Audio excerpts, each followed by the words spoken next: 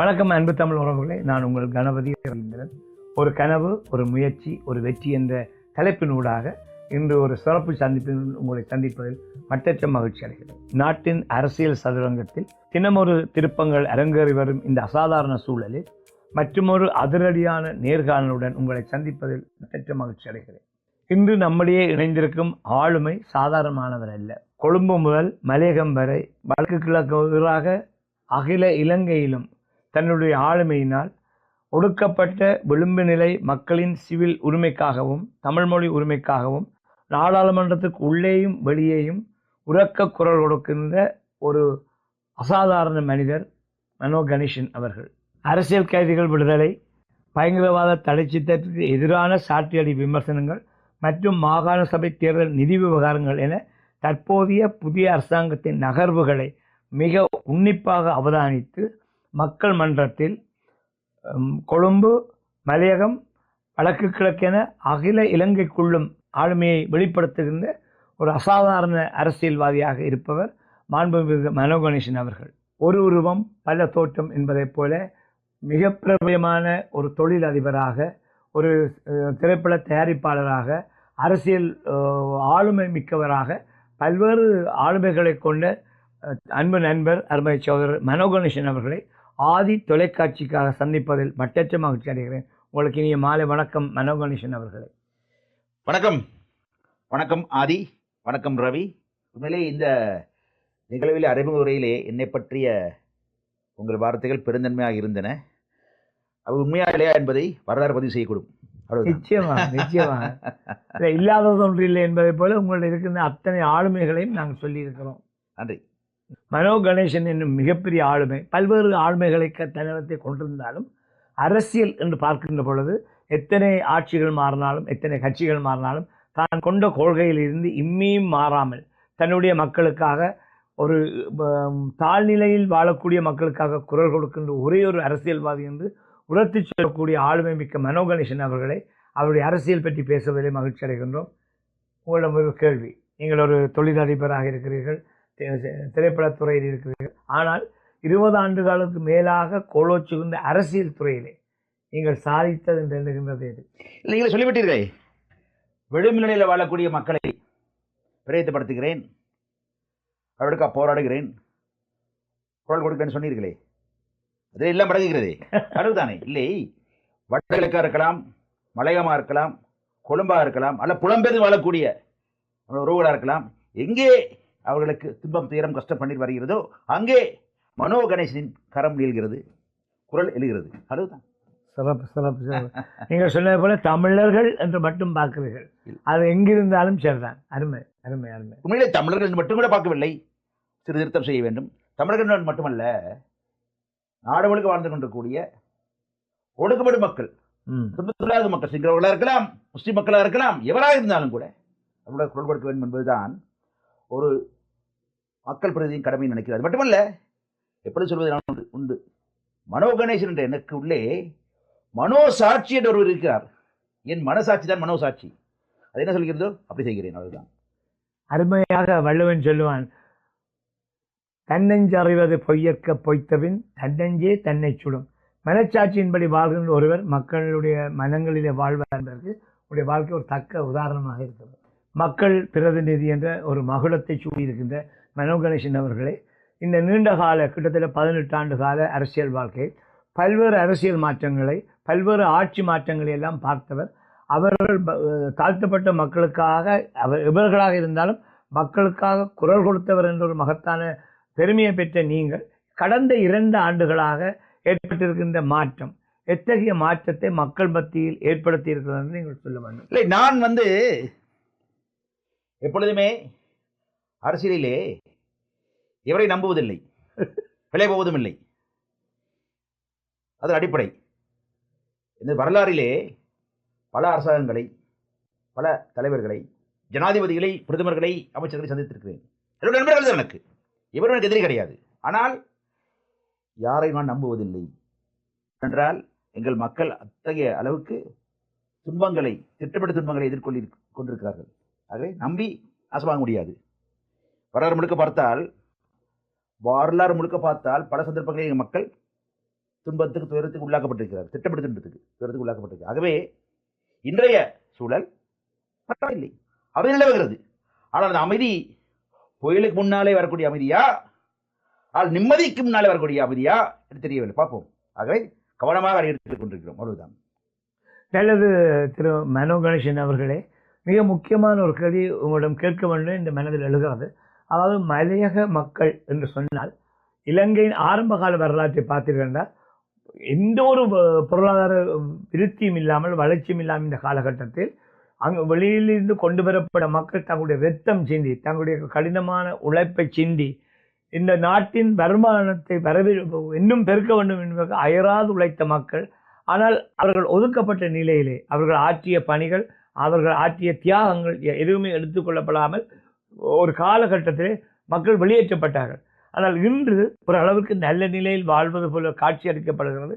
இது பற்றி அவர்களோடு வாழ்ந்து அந்த மக்களோடைய வாழ்ந்து மக்களுக்காக வாழ்கிற உங்களுடைய மனதில் இந்த நிலைமை எப்படி படுகிறது? நல்ல கேள்வி. மலைய தொடர்பு என்பவர்களை பொறுத்தவரையிலே பேசுவதற்கு முன்னாலேயே, உரையாடுவதற்கு முன்னாலேயே ஜியோகிராஃபி அண்ட் டெமோகிராஃபி, ஒரு புவியியல் நிலைமை மற்றும் ஒரு ஜனத்தொகை பற்றி நாங்கள் தெரிந்து கொள்ள வேண்டும். மலைய தமிழர் என்று சொல்லப்படுது இன்று எல்லாரும் தோட்ட தொழிலாளிகள் அல்ல. ஒருபோது 15 லட்சம் பேர் இருக்கிறார்கள் மக்கள், மலைய தமிழர்கள். அதற்குள்ளே 1 லட்சம் பேர் தொழிலாளிகள். ஆக அது அர்த்தம் என்னவென்றால் ஏனைய பலர் பல்வேறு துறைகளிலே வளர்ந்து இருக்கிறார்கள். அதாவது ஆசிரியர்களாக, பேராசிரியர்களாக, மருத்துவர்களாக, பொறியியலாளர்களாக, வர்த்தகர்களாக, தொழில் அதிபர்களாக, கலைஞர்களாக எல்லாம் மலைய தமிழர் புதிய சமூக அடுக்கில் உருவாகி இன்னொரு தேசிய இனமாக வளர்ந்திருக்கிறார்கள். அது ஒன்று. அதே வேளையிலே நூரலியா மாவட்டம் என்ற மத்திய மலைநாட்டில் மட்டும் பாடவில்லை அவர்கள். நூரலியா அடங்கிய மத்திய மாகாணம், சபரக மாகாணம், தென் மாகாணம், மேல் மாகாணம் எல்லாம் வாழ்கிறார்கள். கொழும்பு நகரங்களிலே இருக்கக்கூடிய, கொழும்பு போன்ற அந்த நகரங்களில் இருக்கக்கூடிய பிரபலமான வர்த்தகர்களை எடுத்துக்கொண்டு பார்த்தால் நகை வியாபாரத்துறை, புடவைத்துறை, இரும்பு வர்த்தகத்துறை இப்படி பல்வேறு துறைகளில் எல்லாம் மலைய தமிழர்கள் தான், இந்திய வம்சாவளி தமிழர்கள் தான் இலங்கையர்களாக இன்று அங்கே மிளர்ந்து கொண்டிருக்கிறார்கள். ஆக வளர்ச்சி இருக்கிறது. அதே போல தோட்ட பகுதிகளிலே வாழ்ந்து கொண்டிருக்கூடிய மக்கள், தொழிலாளர்கள் இல்லாவிட்டவர்கள் வாழ்கிறார்கள். தோட்டங்களை வாழ்வதெல்லாம் தொழிலாளர்கள் அல்ல, பெரும்பான்மை தொழிலாளர்கள் அல்லவர்கள் இருக்கிறார்கள், வேறு தொழில் செய்கிறார்கள். அது அவர்களுக்கெல்லாம் எழுச்சி என்பது, வளர்ச்சி என்பது மெல்ல மெல்லத்தில் வருகின்றது. காரணம் 2003ஆம் வருடத்தில் தான் கடைசி தொகுதி மலைய தமிழர்களுக்கு பறிக்கப்பட்ட அந்த குடியுரிமை கிடைத்தது. 1977 தான் மலைய தோட்ட பாடசாலைகள் தேசிய கல்வி கட்டமைப்புக்குள்ளே வந்தது. அந்த அளவுக்கு இனவாதம் அவர்களை தாக்கி அடித்திருந்தது, பேரினவாதம். ஆகவே அதில் விடுபட்டிருக்கிறார்கள். ஆகவே நாங்கள் ஓட்டப்பந்தயத்திலே கடைசியாகத்தான், தாமதமாகத்தான் ஓட ஆரம்பித்தோம். இப்பொழுது ஓடிக்கொண்டிருக்கிறோம். ஆகவே வளர்ச்சி அளவு குறைவாக தான் இருக்கும். ஆகவே நிச்சயமாக நாங்கள் வேகமாக ஓடிக்கொண்டிருக்கிறோம். அவ்வளவுதான்.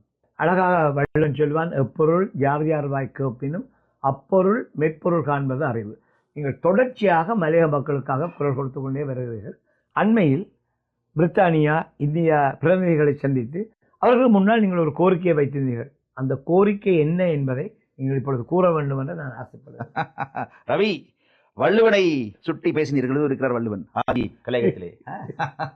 இல்லை, பலமுறை இந்திய பிரித்தானிய தூதர்களை சந்தித்து நான் உரையாடி இருக்கிறேன். அது மட்டுமல்ல, ஏனைய சுவிட்சர்லாந்து, கனடா, ஆஸ்திரேலியா போன்ற பல நாடு, பிரான்ஸ், இல்லை சர்வதேச சமூகத்திலே சந்தித்து பேசி மலைய தமிழர் மீதான ஒடுக்குமுறையை தெளிவாக எடுத்து கூறியிருக்கிறேன். அவர்கள் வெறும் இந்த தமிழர்கள் என்ற காலத்தில் ஒடுக்குமுறை அங்கே இருக்கிறது.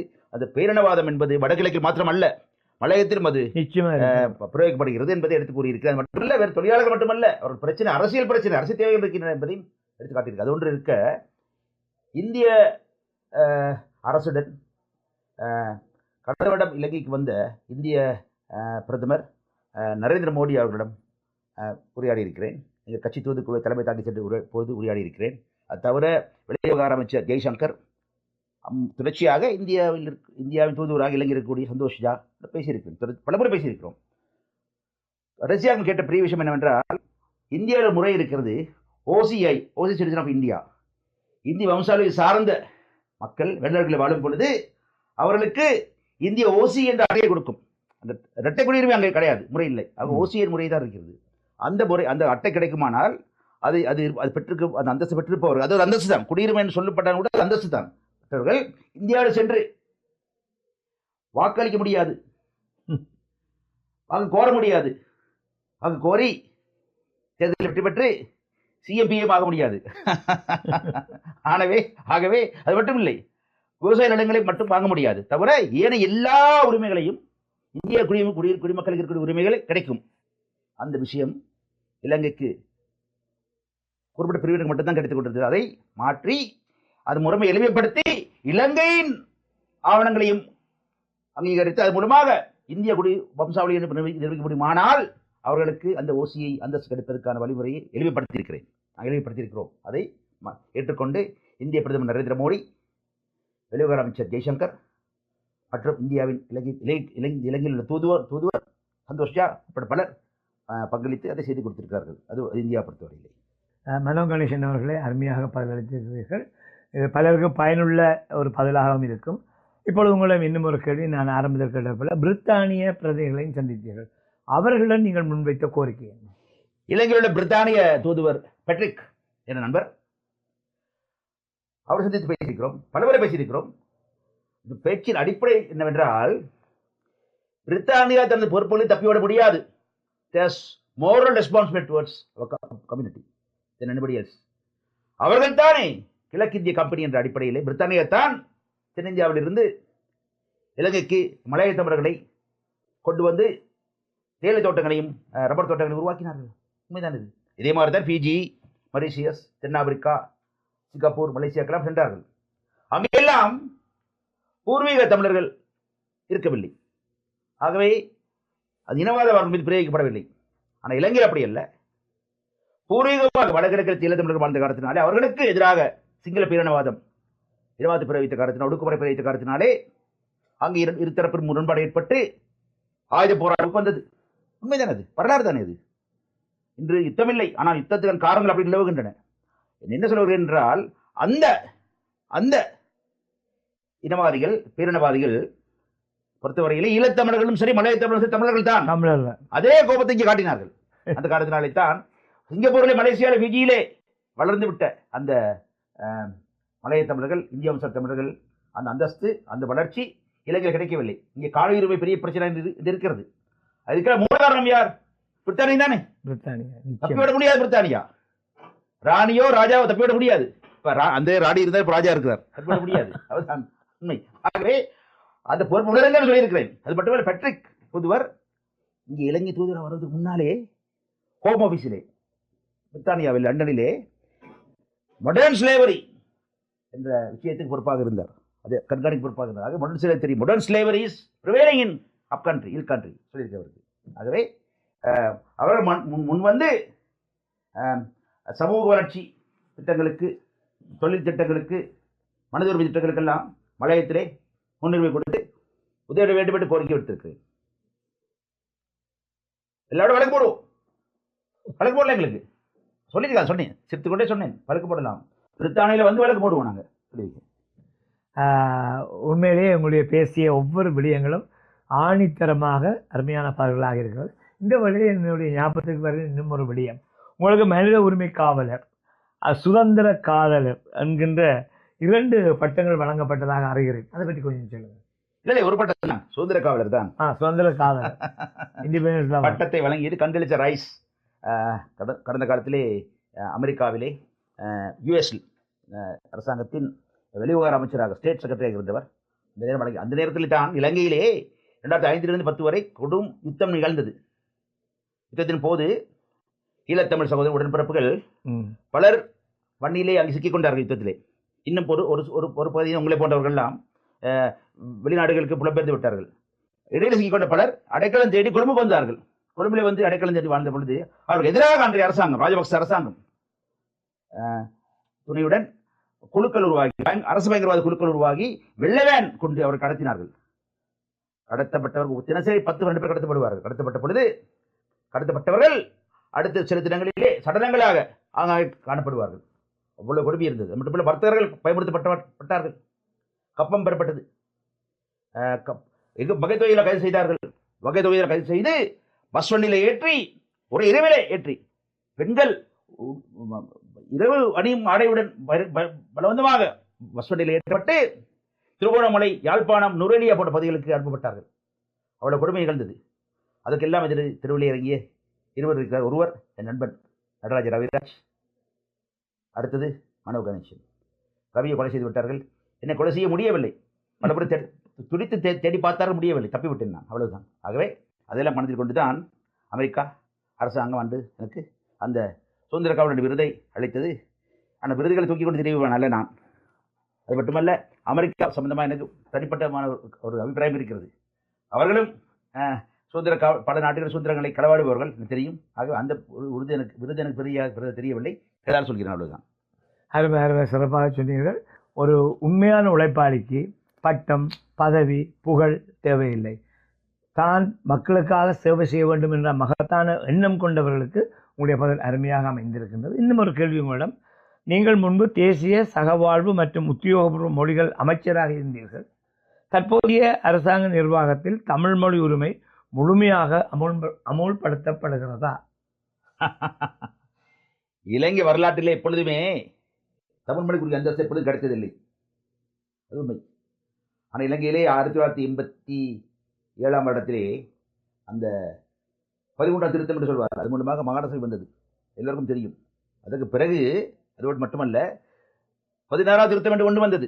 அது மூலமாகத்தான் இலங்கையிலே அதுவரை சிங்களம் மட்டும் என்ற சட்டம் மாற்றப்பட்டு தமிழும் ஒரு ஆட்சி மொழியாக ஏற்றுக்கொள்ளப்பட்டது. இப்பொழுது சட்டம் இப்படி அரசியலமைப்பிலே சிங்களமும் தமிழும் ஆட்சி மொழிகள், 2 மொழியும் தேசிய மொழிகள், ஆங்கில மொழி இணைப்பு மொழி, ட்ரைலிங்குவல் பாலிசி, மும்மொழி கொள்கை இருக்கிறது. ஆனால் அரசியலமைப்பை பொறுத்தவரை அழகாக இருக்கிறது, வாசித்து பார்த்தா மகிழ்ந்து விடுவீர்கள், அகமகிழ்ந்து விடுவீர்கள். அங்கே தமிழ் மொழிக்கு ஒரு அந்தஸ்து அபரிதமாக இருக்கிறது. இலங்கை எந்த ஒரு பகுதியிலும் எந்த ஒரு இடத்திலும் சென்று தமிழ் மட்டும் அறிந்த ஒரு தமிழ் இலங்கை பிரஜை அரசு அலுவலகத்துக்கு சென்றால் வாய்மொழி மூலமாகவும் எழுத்து மூலமாகவும் தாய்மொழியிலே பதில் பெறுவதற்கான உரிமை அரசியலமைப்பிலே எழுதப்பட்டிருக்கிறது. அதே ஒரு மறுபக்கத்திலே சிங்கள குடிமகன் கூட வடக்குக்கோ கிழக்குக்கோ மலையத்துக்கு சென்றால் கூட அரசு அலுவலகங்களிலே சிங்கள மொழி உரிமை பெறக்கூடிய உரிமை உறுதிப்படுத்தப்பட்டிருக்கிறது. அது 2வது விஷயம் நடக்கிறது, இது எப்படி நடக்கிறது. ஆனால் முதலாவது விஷயம் நடக்கவில்லை, நடைமுறையில் இல்லை. அது மட்டுமல்ல, அரசு அறிவிப்புகளிலே, விண்ணப்ப படிவங்களிலே, சாதாரண படிவங்களிலே, விளம்பர பலகைகள் எல்லாம் தமிழ் மொழிக்கும் அந்தஸ்து இருக்க வேண்டும், இடம் இருக்க வேண்டும் சொல்லியிருக்கோம். ஆனால் நடைமுறை இல்லை. ஆனால் ஆக பொற்காலமாக 2015 19 வரை 4 வருடத்திலே எனக்கு இருந்த பல துறைகளிலே மொழி அமலாக்க ஒரு துறையாக இருந்த காரணத்தினாலே நான் நேரடியாக தலையிட்டு பல விஷயங்களை அமல்படுத்தினேன். விளம்பர பலகைகளை திருத்தினேன், படிவங்களை தமிழில் அச்சடித்தேன். மட்டுமல்ல, அரசு அலுவலகங்களிலே தமிழ் மொழியிலே சிங்கள அதிகாரிகள் கூட பதிலளிக்க வேண்டும் என்ற சிங்கள அதிகாரிகளுக்கு தமிழ் மொழி பயிற்சி அளித்தேன். பல காரியங்களை ஆரம்பித்தேன். இப்போ 40 50 60 70 வருட இனவாத நோக்கை கட்டமைப்பை 4 வருடங்களிலே என்னால் அதை ஆட்ட முடியாது தானே. அதை முயற்சி செய்தேன். நம்ம மனதிற்கு எனக்கு இருக்கிறது. இந்திய அரசாங்க காலகட்டத்தில் அவருக்கு வெவ்வேறு முன்னுரிமைகள் இருக்கின்றன. தமிழ் மொழி தொடர்பாகவோ அல்லது மட்டுமல்ல, மொழித்துறை சம்பந்தமாகவோ ஒரு அமைச்சே கிடையாது. அந்த திணைக்களம் அங்கே எங்கேயும் மாறி மாறி இருக்கிறது. சட்ட அமைச்சு கீழே, நீதி அமைச்சின் கீழே, வெவ்வேறு அமைச்சு கீழே இருக்கிறது தவிர ஒரு நடந்த பொழுது மாதிரி எல்லாம் கட்டமைப்பு ஒன்றாக இருக்கவில்லை. There is no coordination between various departments, அப்படிதான் இருக்கிறது. ஆகவே இன்றைய அரசாங்க காலகட்டத்திலே அது அல்ல. மக்களை பொறுத்தவரை கூட அமைதி வந்திருக்கிறது நினைக்கிறார் தவிர அந்த அமைதி குறிப்பாக சிறப்பாக ஸ்பெசிபிக்காக வர வேண்டும் என்று மக்கள் நினைக்க வேண்டும். ஆகவே மொழி உரிமை என்பது தூங்கிக் கொண்டிருக்கிறது. ஒரு பூரண ஜனநாயக நாட்டிலே இருக்கக்கூடிய உரிமைகளில் மொழி உரிமை மிக முக்கியமானது. அது இலங்கையை பொறுத்தவரை கேள்விக்குறியாக இருக்கிறது என்பதை தன்னுடைய ஆளுமை மிக்க அனுபவத்தால் மனோ கணேசன் அழகாக சொல்லினார். இதை பற்றி ஒவ்வொருவரும் அதை சிந்திக்க வேண்டும். இதே வேளையிலே இன்னும் ஒரு முக்கியமான கேள்வி இருக்கிறது. மாகாண சபை தேர்தல் இந்த வருது அந்த வருதுன்னு சொல்லிக்கொண்டே இருக்கிறார். அது வந்த மாதிரி தெரியவில்லை. இது பற்றி உங்களுடைய கருத்து? வருமானா வராது சொல்லலாமா? என்னன்னா, இந்த மாகாண சபை என்பது தமிழ் மக்களின் தேசிய பிரச்சனைக்கான முழுமையான தீர்வு அல்ல. ஆனா ஒரு ஆரம்பம். இந்த ஆரம்பத்தை எடுத்துக்கொண்டு தங்கள் திடப்படுத்திக் அடுத்த கட்டத்துக்கு போகலாம். அரசுகளும் அதை ஒழுங்காக அமல்படுத்தவில்லை. தமிழ் தரப்பும் கூட சரியான முறையில் அதை பெற்றுக் கொள்ளவில்லை. அது உண்மை. நான் சொன்னேனே, அரசாங்கத்தை பொறுத்தவரையில் எந்த விதமான அதிகார பகிர்வும் தமிழர்களுக்கு கிடைத்துவிடக்கூடாது என்று நினைக்கிறார்கள். இன்றைய அரசாங்கம் உட்பட எனக்கு நன்றாக தெரிகிறது. என்றால் இன்றைய அரசாங்கத்தின் பிரதான கட்சியான ஜேவிபி கடந்த காலங்களிலே அதிகார பகிர்வுக்காக போராடிய கட்சி. அது 87ஆம் இடத்திலே ராஜீவ் ஜெயவர்தன் ஒப்பந்தத்தின் மூலமாக மாகாண சபை வந்த பொழுது அதுக்கு எதிராக நாட்டையே கொளுத்தியவர்கள். பெரும் போராட்ட கிளவர் நடந்தது. 50-60 பேர் செத்து போனார்கள். அதே மாதிரி அடிப்படை கொள்கை அதுதான். அதில் ஆச்சரியப்படுறது கிடையாது. அதே போல் தமிழ் தரப்பும் கூட இந்த மாகாண சபை பெற்றுக்கொண்டு அது தீர்வல்ல, மேல்படி சொல்ற தீர்வல்ல அது. ஆனால் ஒரு ஆரம்பம். அது பெற்றுக்கொண்டு திடப்படுத்திக் கொண்டு அடுத்த கட்டத்தில் நகர்வதற்கு தயாராக இல்லை. மாகாண சபை என்றால் வடக்குக்கு ஒரு மாகாண சபை இருக்கிறது, கிழக்கு ஒரு மாகாண சபை இருக்கிறது, தவிர 7 மாநிலங்களுக்கும் இருக்கிறது, சிங்கள பகுதிகளுக்கும் இருக்கிறது. கடைசியில் பார்த்தா சிங்கள பகுதிகளுக்கு மாகாண சபை பயன்பட்டது, தவிர தமிழ் மக்களுக்கு பயன்படுத்தப்படவில்லை. அது உண்மை. ஆகவே அது ஒரு புறம் இருக்க அந்த முன்னணி அந்த பின்னணி சொல்லிவிட வேண்டும் உங்களுக்கு. இன்று தேர்தல் நடத்துவதாகத்தான் வாக்குறுதி அளித்து இந்த அரசாங்கம் அனுரகுமார் அரசாங்க நண்பர் சகோதரர் ஆட்சிக்கு வந்தார், பொறுப்பெடுத்தார். வாய்மொழி மூலமாக எழுத்து மூலமாக மாநசபை தேர்தல் நடத்துவதாக சொன்னார். ஆனால் இது நடத்தவில்லை. 1.5 வருடமாகிவிட்டது. அது மட்டுமல்ல, அதுக்கான தெரிவு குழுவை பாராளுமன்றத்தில் அமைத்திருக்கிறார். தெரிவு நானும் இருக்கிறேன். நானும் இல்லாத குழு இல்லை, இருக்கிறேன். ஆகவே நான் பேசிக் கொண்டிருக்கிறோம், உரையாடி கொண்டிருக்கிறோம். பார்ப்போம். ஆனால் மாகாண சபை தேர்தல் ஒத்தி வைக்கப்பட்டிருக்கிறது. அது அவர் தந்த வாக்குறுதியை மீறி இருக்கிறார் என்ன சொல்ல வேண்டும். மாகாண சபை தேர்தல் என்பது ஒரு மந்திரக்கோள் போல வரும் என்கிறார்கள். ஆனால் மனோகணேசன் அவர்கள் சொன்ன போல வரும் ஆனால் வராது என்பதை போல தள்ளிக்கொண்டே போகிறது. அது வந்தால் மக்கள் மகிழ்ச்சி அடைவார்கள். அடுத்து இன்னொரு மிக முக்கியமான கேள்வி, தமிழ் முற்போக்கு கட்சி என்கின்ற ஒரு கட்சியை தனித்துவமாக ஆரம்பித்து அதற்காக பல ஆண்டுகளாக உழைத்து வருகின்ற நீங்கள் அண்மையிலே உங்களுடைய போக்கு SJB அதாவது சஜித் பிரேமதாசாவுடைய கூட்டணியோடு இணைந்திருப்பது பற்றி உங்களுடைய கருத்து என்ன? தமிழ் முற்போக்கு கட்சி அல்ல, தமிழ் போக்கு கூட்டணி, தமிழ் ப்ரோக்ரஸ் அலையன்ஸ். அது தலைவராக நான் இருக்கிறேன். அது தவிர என்னை தவிர பரநிதி காமரம் MP, ராதாகிருஷ்ணன் MP இருவரும் பெரிய தலைவர்களாக இருக்கிறார்கள். நாங்கள் ஊரை சேர்ந்து உருவாக்கி இருக்கிறோம் கூட்டணியை. அதை புரிந்து கொள்ளுங்கள். அடுத்தது அதை பிரேமதாஸ் தலைமையிலான SJB அது ஐக்கிய மக்கள் கூட்டணிக்குள்ளே நாங்கள் தேசிய ரீதியாக ஒன்றாக இருக்கிறோம். அது ஒரு தேர்தல் உடன்பாடு தான். நாங்கள் தனிக்கட்சி, அவர் தனிக்கட்சி. தேர்தல் உடன்பாடு. தேர்தல் இலங்கையில் தேர்தல் முறையிலேயே பெரிய கட்சியுடன் நாங்கள் கூட்டணி அமைத்துக் கொள்ள வேண்டும். வடகிழக்கு வெளியே தமிழ்நாட்டில் சிறுதறி வாழ்கிற காரணத்தினாலே கூட்டணி வைத்து நான் தேர்தல் முறையில் பயன்படுத்திக் கொண்டு நாங்கள் எங்கள் ஒரு உறுப்புரிமையை உறுதிப்படுத்த வேண்டும். அவ்வளவுதான். ஆகவே அவருடைய கொள்கை வேறு, எங்கள் கொள்கை வேறு. பல கொள்கை உடன்பாடுகிறோம், பல கொள்கை வேறு மாறுபடுகிறோம். அவ்வளவுதான். அது பிரச்சனை இல்லை. We agree where we can agree. We agree where we disagree where we can disagree. That's all. So நாங்கள் குறைந்த கமன் மினிமம் ப்ரோக்ராம் என்ற முறையிலே குறைந்தபட்ச அடிப்படையில் சில விஷயங்களை நாங்கள் கொண்டு படுகிறோம். அவ்வளவுதான். பிரச்சனை இல்லை. இன்னும் ஒரு முக்கியமான கேள்வி உங்களிடம் கேட்க வேண்டும் என்ற எண்ணம் எனக்குள் எழுகிறது. மனோகணேசன் அவர்களே, கொழும்பு வாழ் தமிழ் மக்களுடைய குரலாக பாராளுமன்றத்துக்குள்ளும் வெளியேயும் குரல் கொடுத்து நீண்ட காலமாக குரல் கொடுத்து வருகின்ற நீங்கள் இன்றைய கொழும்பு வாழ் தமிழ் மக்களுடைய நிலைமை எப்படி இருக்கிறது? இல்லை, கொழும்பு மாவட்ட தமிழ் மக்கள் என்பது தனியான ஒரு இடம் அல்ல.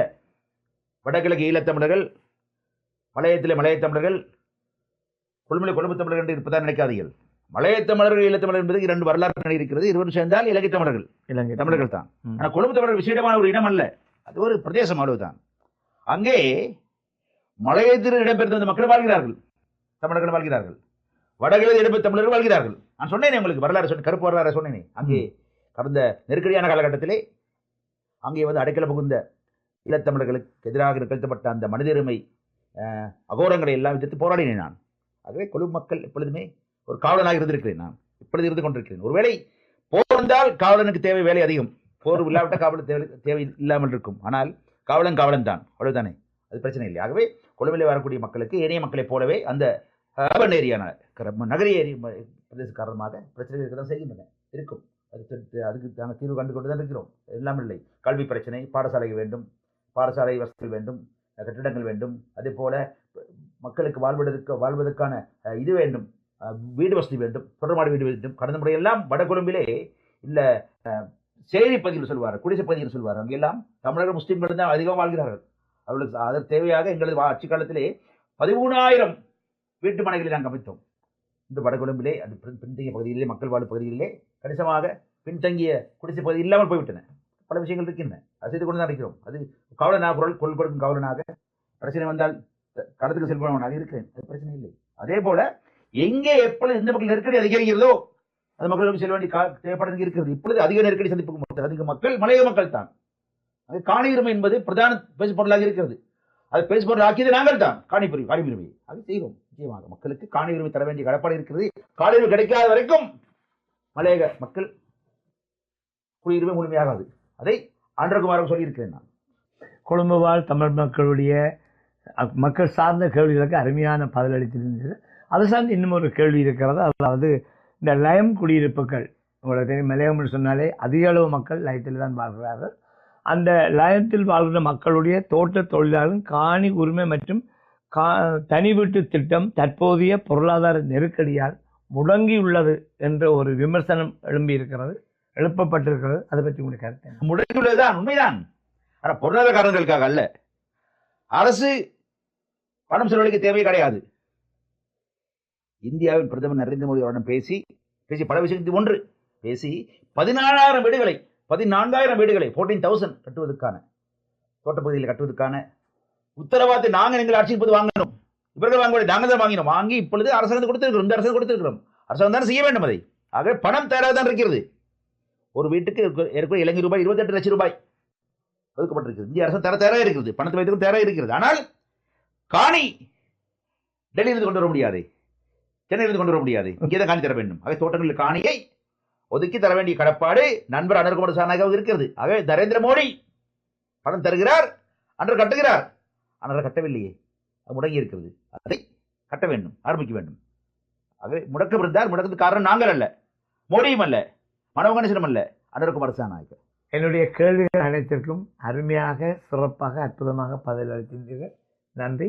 இன்னும் ஒரு கேள்வி இருக்கிறது. நீங்கள் தொடர்ச்சியாக பாதிக்கப்பட்ட மக்களுக்காக, குறிப்பாக சிறப்பாக தமிழ் மக்களுக்காக குரல் கொடுத்து வருகிறீர்கள். புலம்பெயர் தமிழர்கள் உங்களுக்கு என்ன செய்ய வேண்டும் என்று நீங்கள் எதிர்பார்க்கிறீர்கள்? புலம்பெயர் தமிழர்கள் எனக்கல்ல, தாயகத்துக்கு செய்ய வேண்டும். என்னவென்றால் எப்பொழுதுமே புலம்பெயர் தமிழ் மக்கள் தான் இலங்கையிலே கடந்த 10-20-30 ஆண்டுகளாக 3 தசாப்தங்களாக நிகழ்வுகளிலே பிரதான பின்னணியாளர்களாக இருந்திருக்கிறார்கள். குறிப்பாக ஆயுத போர் இருந்த பொழுது. அது உண்மை. சரியா இருக்கலாம், பிள்ளையா இருக்கலாம், உண்மை அதுதானே. அதை புரிந்து கொள்ள வேண்டும். ஆகவே தொடர்ந்து அவர்கள் பங்களிப்பு இருக்க வேண்டும். இப்பொழுது புதிய அரசாங்கம் அங்கே வந்திருக்கிறது. அது தொடர்பாக தளத்திலே தாயகத்தில் வாழக்கூடிய தமிழ் மக்களுக்கும் சரி, இங்கே புலம்பெயர்ந்து வாழக்கூடிய தமிழ் மக்களுக்கும் சரி ஒரு நம்பிக்கை இருக்கிறது. நல்ல விஷயம், எனக்கும் இருக்கிறது. நான் எதிரணியாக இருந்தவங்க நம்பிக்கை இருக்கிறது. நான் இது சரின்னு சரியா சொல்லுவேன், பிள்ளைன்னு சொல்லுவேன், அவ்வளவுதான். அது பிரச்சனை இல்லை. அன்றையா இருந்தாலும் சரி, சஜித்தா இருந்தாலும் சரி, கணிதா இருந்தாலும் சரி, யாராக இருந்தாலும் பிரச்சனை இல்லை எனக்கு. அல்லது உங்களது அயல் நாட்டவரான உலக சர்வாதிகாரியான ட்ரம்பாக இருந்தாலும் பிரச்சனை இல்லை, உண்மைதான். ஆகவே என்னன்னா, 1.5 வருடம் ஆகிவிட்டது அனுர்குமார் சானாய் ஆட்சிக்கு வந்து. அவர் மீது அவருக்கு அவகாசம் கொடுப்போம், நேரம் கொடுப்போம், செய்யட்டும். அவர் இன்னும் கொஞ்சம் கணக்கெடுப்போம், பிரச்சனை இல்லை. அவசரப்பட்டு அவர் வெற்றி அளிக்க தேவையில்லை. ஆனால் தமிழ் மக்கள் தந்த வாக்குறுதிகளை இன்னும் அவர் நிறைவேற்ற ஆரம்பிக்கவே இல்லை. புதிய அரசியலமைப்பு, அரசியல் கைதிகள் விடுதலை, காணி விடுதலை, மகாராஷ்டிர தேர்தல், காணாம பிரச்சனை தீர்வு எதுவும் செய்யவில்லை. இன்னும் இதெல்லாம் அவர் தந்த வாக்குறுதிகள், எடுத்து தந்த வாக்குறுதிகள். அதுபோல மலையகத்திலே கடைசி இடங்களை பிரித்துக் கொடுப்பது தரவில்லை, ஒண்ணுமே ஆரம்பிக்கவில்லை. ஆனால் அதுக்காக கோவப்படவில்லை. ஆனால் கவனமாக இருக்கிறோம், எச்சரிக்கையாக இருக்கிறோம். நான் சொன்னேன், யாரும் நம்ப மாட்டேன்னு சொல்லி. யாரும் நம்ப மாட்டேன். நான் சஜித் பிரேமதாசை நம்ப மாட்டேன், அனுர்குமாரை நம்ப மாட்டேன். நம்புவது ஒருவர் இருக்கிறார், அப்படி யார்? மனோகணேசன், அவ்வளவுதான். அதுக்குள்ளே மனோசாட்சி இருக்கிறது, அவன் வேற நம்ப மாட்டேன். ஆகவே கவனமாக இருப்போம், பிரச்சனை இல்லை. ஆகவே புலம்பெயர்ந்து வாழக்கூடிய மக்கள் கொண்டு சொல்லுகிற காரணம் என்னவென்றால் வேற ஒன்றுமல்ல, நீங்கள் ஒரு பின் சக்தியாக என்ஜினோ வெஹிக்கலாக இருக்கிறீர்கள். அது நீ தான் என்ஜின், இயந்திரமாக இருக்கிறீர்கள். ஆகவே தயவு செய்து உங்கள் பிரியாரிட்டிஸ், முன்னுரிமைகள் எது என்று முடிவு செய்யுங்கள். இலங்கையில் தமிழ் மக்கள் விஷயங்களை சுருக்கமாக சமப்பண்ணினால் சுருக்கமாக பார்த்தா 2 விஷயம் இருக்கிறது. ஒன்று அரசியல் தீர்வு, அது பொறுப்புக்கூறல் என்றால் அக்கௌண்டபிலிட்டி, அரசியல் தீர்வு என்றால் பொலிட்டிக்கல் சொல்யூஷன், அதிகார பகிர்வு உட்பட இல்லாத சொல்யூஷன். இது முதலில் பாருங்கள். பொறுப்புக்கூறல் என்றால் கடந்த காலத்தில் நிகழ்ந்த அந்த சோகமான சம்பவங்கள், குறிப்பாக யுத்தம், போர் குற்றங்கள் இருக்கின்றன. அதுக்கு தண்டனை வாங்கி கொடுக்க வேண்டுமா, குற்றவாளி தண்டிக்கப்பட வேண்டுமா, அதுதான் முதல் விஷயமா? அல்லது அதை உருவாக்கிய காரணம், அடிப்படை காரணமாக இருந்த அரசியல் தீர்வு, அதாவது அதிகார பகிர்வில்லாத காரணம் கண்டுபிடித்து அதிகாரத்தை பகிர்ந்து மாகாண சபையை நடத்தி மாகாண சபை திடப்படுத்திக் கொண்டு அடுத்த கட்ட செல்வதற்கான அரசு தீர்வு கிடைக்க வேண்டுமா என்று நீங்கள் தீர்மானித்துக் கொள்ளுங்கள். ஆகவே செட் தி பிரியாரிட்டிஸ் கரெக்ட்லி. பொலிட்டிக்கல் சொல்யூஷனா முதலிடம், இரண்டாவது அக்கௌண்டபிலிட்டியா, அல்லது எக்கனாமிக் முதலா, அரசியல் இரண்டா? ஆகவே நீங்கள் அந்த பிரியாரிட்டியை சரியாக செட் பண்ணிக்கொண்டு தீர்மானித்துக் கொண்டு அதை தாயகத்துக்கு தகவலாக தாருங்கள். எங்களை பொறுத்தவரையிலே போர் நிகழ்ந்தது, போர் குற்றங்கள் நிகழ்ந்தன, ஜெனோசைட் நிகழ்ந்தது, தண்டிக்கப்பட வேண்டும் என்பது உண்மையாக இருக்க வேண்டும் என்ற கட்டாயம் இருந்தாலும் கூட நான் என்னை பொறுத்தவரையிலே அது மூல காரணமான அதிகார பகிர்வின்மை, இலங்கை ஒரு சிங்கள பௌத்த நாடு மட்டும் என்ற சிந்தனைகள் முறியடிக்கப்பட்டு இலங்கை சிங்கள தமிழ் முஸ்லிம் நாடு, பௌத்த இந்து இஸ்லாம் கத்தோலிக்க நாடு, அதுக்குள்ளே எல்லா மக்களும் அதிகாரங்களை பகிர்ந்து கொண்டு வாழ வேண்டியதாக தீர்வு. அதை பெறுவதுதான் முதல் தேவையாக இருக்க வேண்டும் நினைக்கிறேன். அதைத்தான் நான் இந்த உங்களது கலையகத்திலிருந்து, ஆதி கலையகத்திலிருந்து திருவள்ளுவர் பின்னாலே சாட்சியாக வைத்துக் கொண்டு புலம்பெயர் தமிழர்களுக்கு, சகோதரர்களுக்கு நான் அதை செய்தியாக விடுக்கிறேன். இதுவரை நேரமும் அனைத்து கேள்விகளுக்கும் ஆணித்தரமான பதில்களை சலாப்பி அப்படி இப்படின்னு சொல்லாமல், பொதுவாக அரசியல்வாதிகளுடைய பேச்சிலே ஒரு நிதானம் இருக்காது, ஆளுமை இருக்காது. ஆனால் நீங்கள் திட்ட தெளிவாக எதை சொல்ல வேண்டும் எண்ணினீர்களோ அதை அப்படியே சொல்லியிருக்கிறீர்கள். அதுக்கு உங்களுக்கு வாழ்த்துக்களை கூறிக்கொண்டு, ஒரு முக்கியமான கேள்வி இருக்கிறது. நீங்களும் இளைஞராக இருக்கிறீர்கள், எதிர்காலம் இளைஞர்கள் கையிலே இருக்கிறதுன்னு சொல்வார்கள். எதிர்காலத்திலே இந்த இளைஞர்கள் எப்படி வாழ வேண்டும், அவர்களுக்கு வழிகாட்டியாக அமைவதற்கு நீங்கள் என்ன சொல்ல விரும்புகிறீர்கள்? நானும் இளைஞர் என்று சொன்னீர்கள், மகிழ்ச்சி, சந்தோஷம், சதுடாய் சிங்கள சொன்னான், ஆங்கிலம் சொன்னா வெரி வெரி ஹாப்பி. ஆனால் வயது ஒன்றை வைத்து மட்டும்தான் இளைஞரா முதியோரான கணிக்க வேண்டும் என்றால் அதற்கு உடன்பாடு இல்லை, எனக்கு உடன்பாடு கிடையாது. வயது என்பது இலக்கம், வாழ்க்கை என்பது இயக்கம். நிச்சயமா age is a number, life is motion. நாங்கள் எப்படி இயங்குகிறோமோ அதில் தான் எங்களது இளமை இருக்கிறது, அல்லது இயங்காமை காரணமாக முதுமை வெளிப்படுகிறது. நான் எப்பொழுது இயங்கி கொண்டு தான் இருக்கிறேன், நாங்கள் எப்பொழுது இளைஞன் தான். நான் age is only number for me, fine, அதை விடுங்க. ஆனால் இந்த இளைஞர் என்ற காரணத்தினாலே, வயதிலே குறைந்தவர் தான் இளைஞர் என்று சொன்னால், வயதிலே குறைந்த ஒரே காரணத்தினாலே அந்த ஒரு தகவலை மட்டும் வைத்துக் கொண்டு தலைவராக முடியாது. தெளிவாக புரிந்து கொள்ள வேண்டும். ஏனே பல தகுதிகளை வளர்த்துக் கொள்ள வேண்டும். இளமை வயது என்பது இயல்பா எல்லா மனிதர்களுக்கும் இயற்கையாக கிடைக்கும் விஷயம். வயது குறைந்த வயதிலிருந்து கூடிக்கொண்டே போகும், அது இயல்பாக வருவதுதானே. அதை வைத்துக் கொண்டு மட்டும் தலைவராக முடியாது. நாடு முழுக்க தென்னாசியால் பல அரசு கட்சிக்கு மாற்றங்கள் நிகழ்ந்து கொண்டிருக்கின்றன. இலங்கையிலே கொழும்பில் ஆரம்பித்த அறகலைய கிளர்ச்சி ஆரம்பித்தது. அதை அடுத்து தான் இப்பொழுது அரசாங்கம் வந்திருக்கிறது. அது இப்ப இளைஞர்கள் அல்ல, அரசாங்கம் வந்திருக்கிறது. அதை அடுத்து பங்களாதேஷ், நேபாளம் என்று சுற்றி ஓடி இப்பொழுது தமிழ்நாட்டிலே முதலமைச்சர் விஜய் ஆட்சியை பெற்றிருக்கிறார். அங்கெல்லாம் ஒரு அலையடித்து தான் எல்லா இடங்களிலுமே ஆட்சி மாற்றங்கள் இருக்கிறது. அது தலைவர் ஒருத்தர் இருப்பார், அவர் முகம் தெரியும், ஏனையவர் முகம் தெரியாது. கொழும்பிலே கூட இப்பொழுது இந்த ஆளுகின்ற அரசாங்கத்திலே 159 எம்பிக்கள் இருக்கிறார்கள். பலர் முகம் யாருக்குமே தெரியாது, பெயர் தெரியாது, முகம் தெரியாது, வீடு தெரியாது, விலாசம் தெரியாது. அன்றதுக்காக வாக்களிக்கப்பட்டது, அவ்வளவுதான். அப்படித்தான் தமிழ்நாட்டில் விஜய்க்காக வாக்களிக்கப்பட்டிருக்கிறார்கள். நல்ல விஷயம். அவர் செய்துவிட்டு போகட்டும், பிரச்சனை இல்லை. அதில் பின்னாடியிலே பெரும்பாலும் இளைஞர்கள் இருக்கிறார்கள், நல்ல விஷயம். ஆனால் மாற்றம் ஒன்று தேவை என்ற காலத்தில் மாத்திரம் மாற்றம் வர முடியாது. மாற்றத்துக்கு அடிப்படை காரணங்கள் தேவை, அடிப்படைகள் தேவை. அப்பொழுதுதான் மாற்றம் வந்ததுனாலே ஒரு சாதகமான சூழல் உருவாகும். அந்த அடிப்படையிலே இளைஞர்களுக்கு கொண்டு சொல்கிறேன், தயவு செய்து நீங்கள் துணிச்சல் எடுத்துக்கொள்ள வேண்டும், நேர்மை இருக்க வேண்டும் என்று சொல்கிறேன். துணிச்சல், நேர்மை, அர்ப்பணிப்பு, தூரப்பார்வை, மொழியறிவு இருக்க வேண்டும்.